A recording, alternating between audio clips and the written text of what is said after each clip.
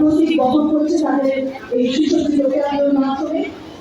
এগিয়ে আছে জলপাইগুড়ি জেলা পরিষদ ও জলপাইগুড়ি জেলা প্রশাসনের একটি সুসজ্জিত কেন্দ্র।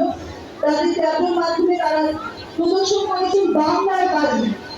বাংলার বাড়ি এই মুহূর্তে মোট 1,20,000 টাকা অনুদান দিয়েছেন, 2 কিস্তিতে 60,000 করে, এবং এই বাংলার বাড়ির মাধ্যমে 32,576 জন উপভোক্তা তারা বাড়ি পেয়েছেন, তাদের মাথার উপর ছাদ পেয়েছে। অসাধারণ একটি কেন্দ্র আমরা দেখতে পাচ্ছি। বাংলার বাড়ির মাধ্যমে যে সমস্ত মানুষের মাথায় ছাদ নেই তাদের জন্য এই বাংলার বাড়ি প্রকল্প, কিভাবে তারা পশ্চিমবঙ্গ সরকারের সহায়তায় মাথার উপর ছাদ পেয়েছে, থাকবার ঘর পেয়েছে।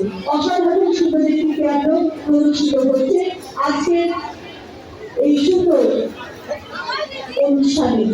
ঠিক তার পেছনে এগিয়ে আসছে আজকে একটি অভিভাবক মঞ্চ থেকে দুয়ারে সরকারের ছোট্ট একটি কেন্দ্র। পশ্চিমবঙ্গ সরকারের দুয়ারে সরকার এই প্রকল্পের মাধ্যমে প্রচুর মানুষ প্রতি বছর তারা বিভিন্ন লাভ গ্রহণ করে।